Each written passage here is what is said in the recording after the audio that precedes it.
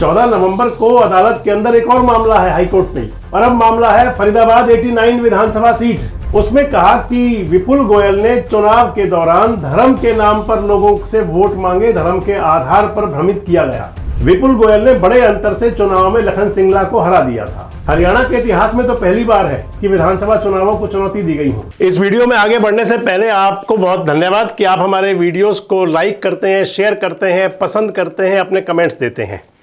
इसके साथ ही आपसे हमने पहले भी कई बार एक रिक्वेस्ट की है जिस पर आपका हमें साथ भी मिलता है। साइड में दिए हुए QR कोड को आप स्कैन करके हमें आप आर्थिक सहयोग भी कर सकते हैं, क्योंकि किसी भी संस्था को चलाने के लिए आर्थिक सहयोग बहुत जरूरी है और ये हमें आप लगातार करते हैं, इसके लिए धन्यवाद।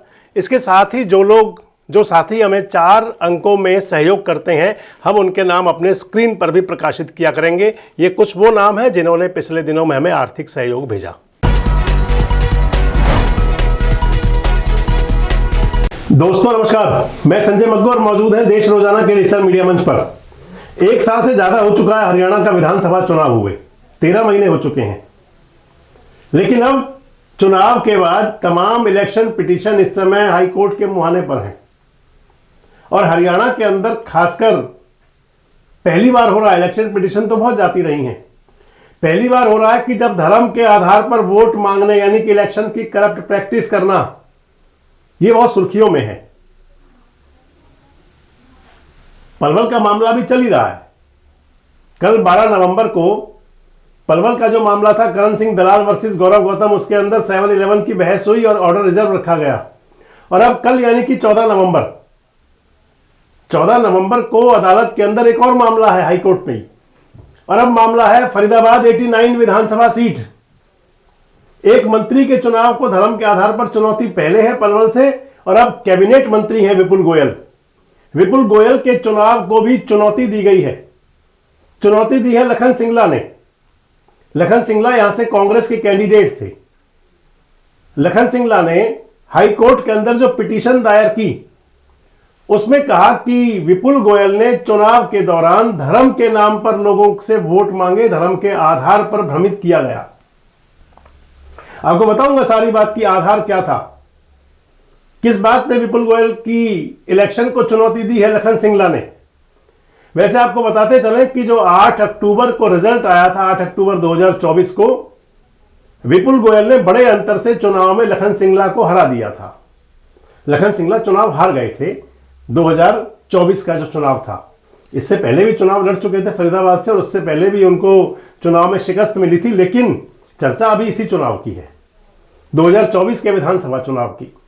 लखन सिंगला ने अपनी पिटीशन में जो आधार बनाया है, उसमें कहा है, लखन सिंगला की तरफ से कहा गया है कि इलेक्शन की करप्ट प्रैक्टिस थी विपुल गोयल की। विपुल गोयल ने चुनाव में धर्म के आधार पर लोगों से वोट मांगे और धर्म के नाम पर लोगों को वोट देने की अपील की। किस बात पर कहा आपको बताऊंगा ये भी इस वीडियो के अंदर। दरअसल हरियाणा में विधानसभा चुनाव जो डिक्लेयर हुआ था वो अगस्त के अंतिम सप्ताह में हो गया था, अगस्त के लास्ट वीक में, और चुनाव की जो तारीख थी वो 5 अक्टूबर निर्धारित थी। चुनाव का डिक्लेयर होने के साथ ही आदर्श आचार संहिता लग गई थी। सितंबर के पहले सप्ताह के अंदर ही, सितंबर महीने में, भारतीय जनता पार्टी ने अपने कैंडिडेट्स की सूची जारी कर दी थी, और जो सूची जारी की थी उसके अंदर फरीदाबाद 89 विधानसभा सीट से विपुल गोयल को भारतीय जनता पार्टी का कैंडिडेट बनाया गया था, टिकट मिली थी। बीजेपी के वो कैंडिडेट हो गए थे, नॉमिनेशन शुरू हो चुके थे। हालांकि नामांकन तो उस समय विपुल गोयल का नहीं हुआ था, लेकिन नॉमिनेशन का काम शुरू हो गया था। विपुल गोयल ने गणेश महोत्सव का आयोजन किया था, 2 दिवसीय गणेश महोत्सव का। उनकी फेसबुक पोस्ट भी आप देख सकते हैं। उन्होंने 3 सितंबर को फेसबुक पर पोस्ट किया था, और उसमें था कि 7 और 8 सितंबर फरीदाबाद का सेक्टर 16 में मैगपाई रिजॉर्ट है, हरियाणा सरकार का है, उसके अंदर वो गणेश महोत्सव का कार्यक्रम हुआ था। 2 दिवसीय आयोजन था। विपुल गोयल की तरफ से तमाम शहर के लोगों को न्योता गया था। बड़ी राजनीतिक हस्तियां भी मौजूद रही थी। सोशल मीडिया पर और मीडिया में खूब खबरें भी चली थी। और अब उसी बात को, उसी गणेश महोत्सव को लखन सिंगला ने अपनी पिटीशन का आधार बनाया है। लखन सिंगला की तरफ से जो पिटीशन दायर की गई है, उनके वकील हैं मोहन जैन और दीपकरण दलाल, लखन सिंगला के। हरियाणा और पंजाब उच्च न्यायालय में राजेश सूरी साहब की अदालत के अंदर यह मामला है, जिसमें कल यानी कि सुनवाई होनी है 14 नवंबर को।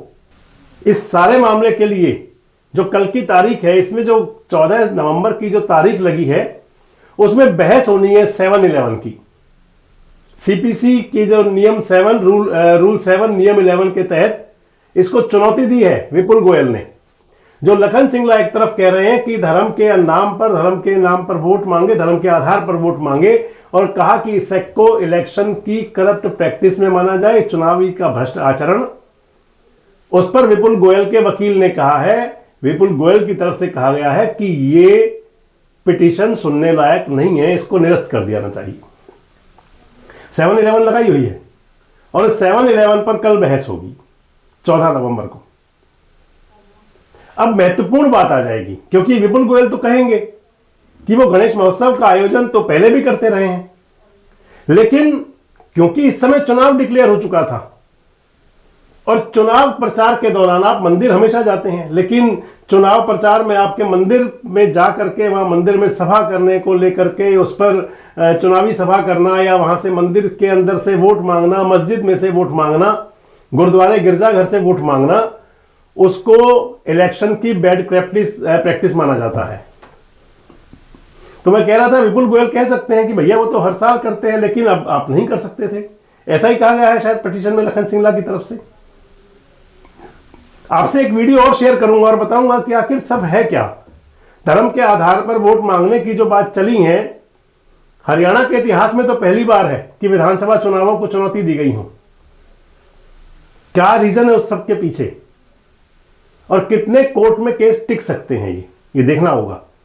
फिलहाल जो है कि हरियाणा के एक मंत्री गौरव गौतम के बाद अब दूसरे मंत्री, कैबिनेट मंत्री विपुल गोयल, फरीदाबाद संसदीय क्षेत्र के अंदर ही आता है, फरीदाबाद 89 विधानसभा सीट भी, और पलवल भी फरीदाबाद में ही आती है।